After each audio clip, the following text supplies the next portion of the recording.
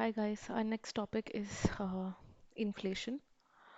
So, what is inflation? Inflation is nothing but a rate of increase in general level of prices in an economy. जब एक economy में rapidly prices जो है increase हो जाते हैं उसको इन्फ्लेशन कहते हैं. A certain level of inflation is always good for the economy. इससे क्या है इकोनॉमी का बेनिफिट ही होता है. But if there's a rapid increase in the prices, obviously when the prices are increasing, the people's wages, their salary is not increasing. They don't increase. So definitely that makes the buying capacity of the people in that economy difficult. So इसलिए a rapid increase of inflation in a very short span of time is very difficult for people to cope up with. So let's uh, learn about this more. So what is inflation? Inflation is usually measured by consumer price index. अब ये consumer price index क्या है? Inflation को major करने का एक ही तरीका है, सीपीआई. आप इसको बहुत ध्यान से पढ़ लेना because it is very important in terms of और एग्जाम पॉइंट ऑफ व्यू. तो सीपीआई जो है, कंज्यूमर प्राइस इंडेक्स जो है, जो बहुत ही इंपॉर्टेंट टॉपिक है. तो consumer price index a measure of average change over time in prices paid by the consumer for market basket of consumer goods and services.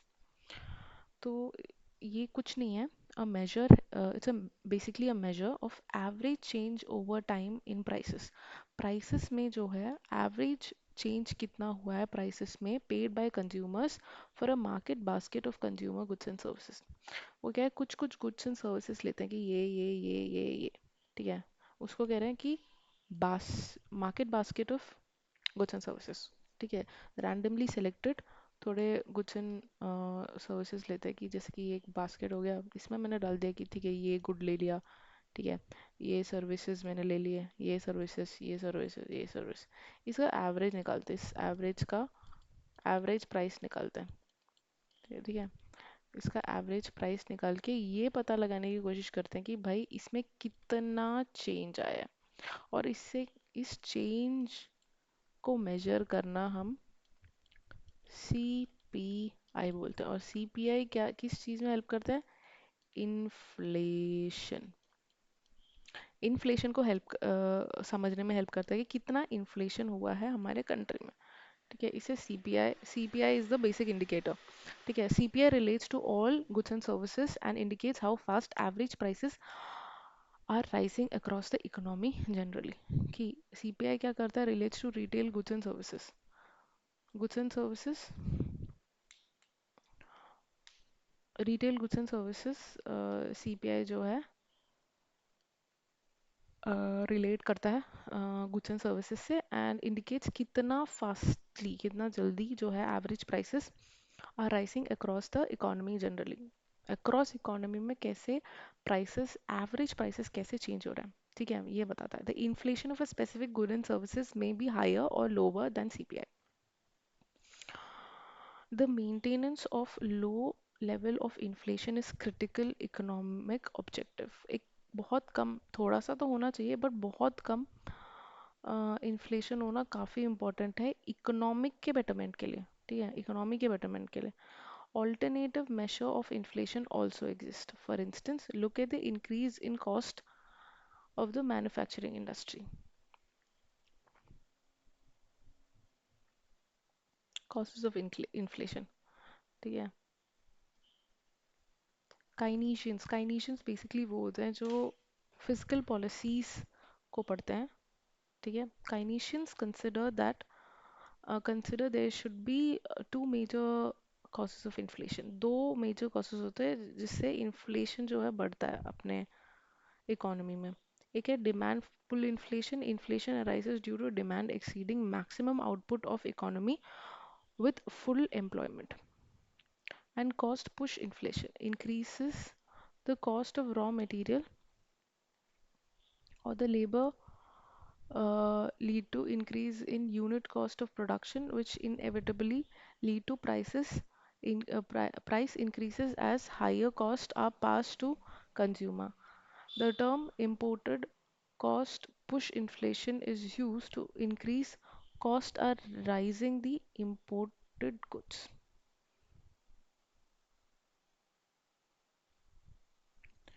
ये बता रहे हैं तो डिमांड पुल इन्फ्लेशन क्या होता है inflation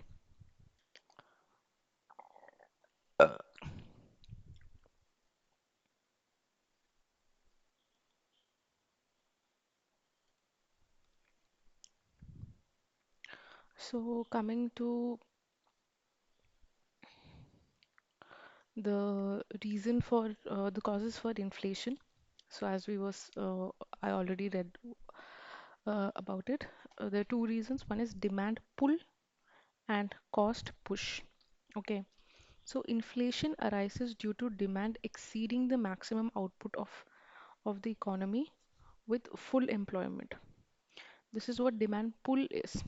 Basically, what it means is that the inflation comes basically inflation जो है वो आता है क्योंकि डिमांड जो है डिमांड ज़्यादा बढ़ जाती है जो जितना आउटपुट है जितना हमारा एक्चुअल प्रोडक्शन है इकोनॉमी में विथ फुल एम्प्लॉयमेंट के होते हुए होते जो आउटपुट है इकोनॉमी में उससे ज़्यादा डिमांड क्रॉस कर देती है तो डिमांड इतना ज़्यादा बढ़ जाता है कि भाई आउटपुट भी फुल है प्रोडक्शन भी फुल है और एम्प्लॉयमेंट भी पूरी की पूरी है मैक्सिमम एम्प्लॉयमेंट है तब भी उससे भी ज़्यादा जो है डिमांड इंक्रीज हो रहा है तो इस वजह से भी जो है इन्फ्लेशन अराइज होता है दूसरा है cost push inflation increase in cost of raw material and cost of labor lead to increase in unit cost of production जैसे हमने ऑलरेडी डिस्कस किया था कि जब फॉर एग्जांपल एक केक है ठीक है वो 1200 का केक है पहले 800 का होता था बट अभी 1200 का बिकता है क्यों बिकता है क्योंकि इन्फ्लेशन बढ़ गया और इन्फ्लेशन की वजह से जो हमारे रॉ मटेरियल्स हैं पहले जो फ्लोर है वो 50 रुपए का आता था तो आज 100 रुपए का आता है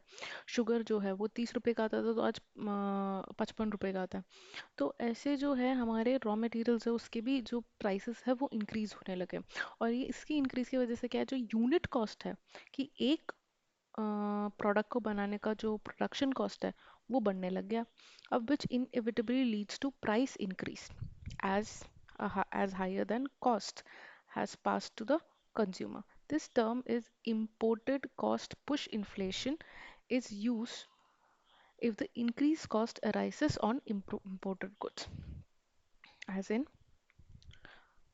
यहाँ पे ये समझ गया उसके बाद है which inevitably lead to price increases इससे क्या होता है प्राइस इंक्रीज हो जाता है प्रोडक्ट्स की प्राइस इंक्रीजेस हो जाता है as higher cost are passed on consumers क्योंकि जब प्रोडक्शन तो ऑब्वियसली बढ़ेगा अब मैंने केक खर्च करने में बनाने में मैंने 1000 रुपये लिए तो मैं ऑब्वियसली उसको बेचूंगी तो 1200 में ना तो जो भी कॉस्ट होता है वो मैं कंज्यूमर्स पे डालूंगी as a business person I will put that on consumer the pressure of that will go to the consumers only ठीक है The term imported cost push inflation is used if the increased cost arises on imported goods.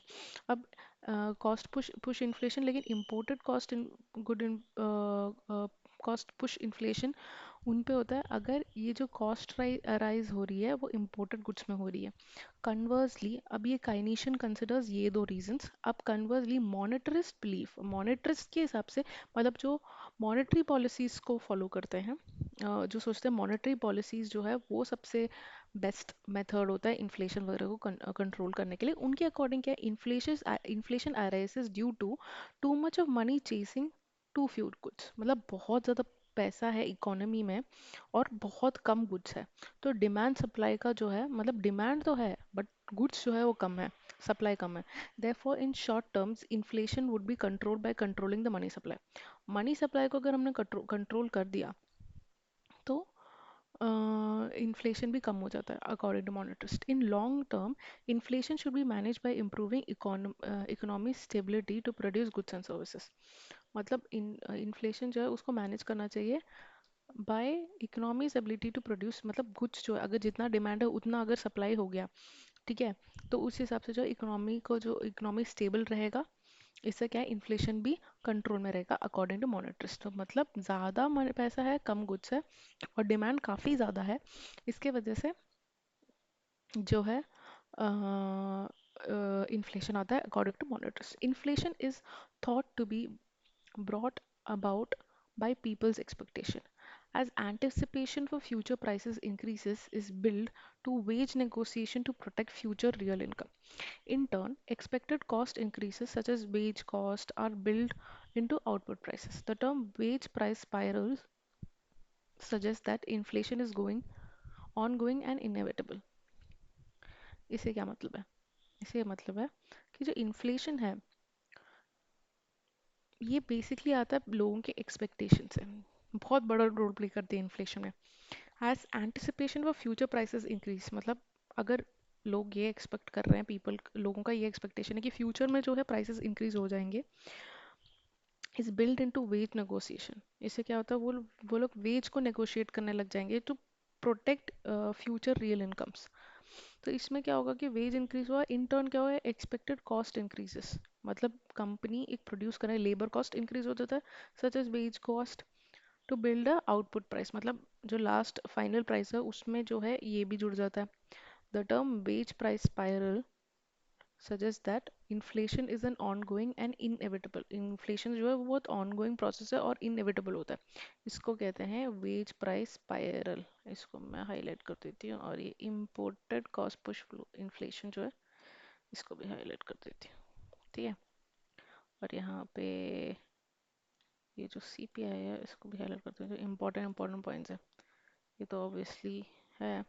ठीक है, general economic consequences of inflation. अब जो inflation होता है उससे general economy में क्या कॉन्सिक्वेंसेस होता है, ये पॉइंट है। तो general economic consequences of inflation include following, ये सारे है। The redistribution of income from those in a weak bargaining position to those in stronger bargaining position.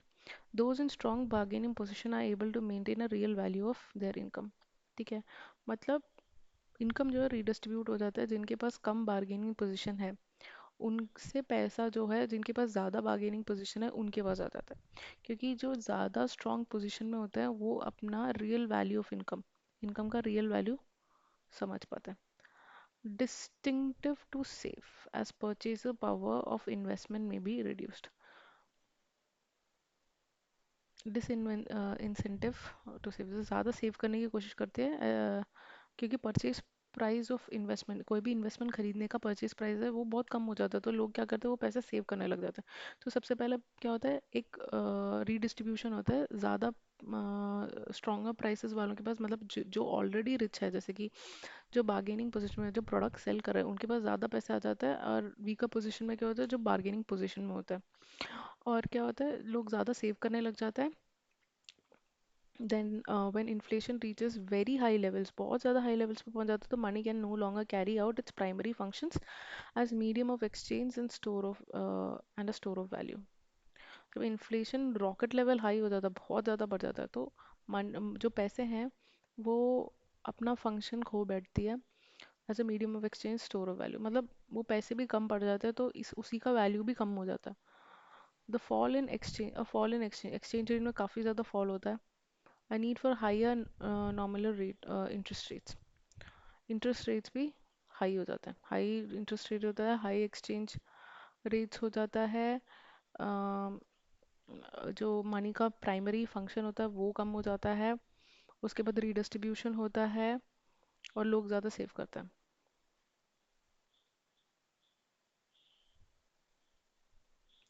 Inflation affects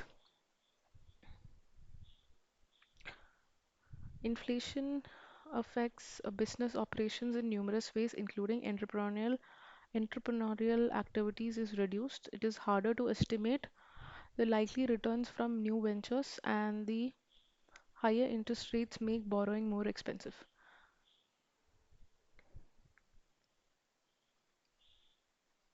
इससे क्या है कि entrepreneurial activity is reduced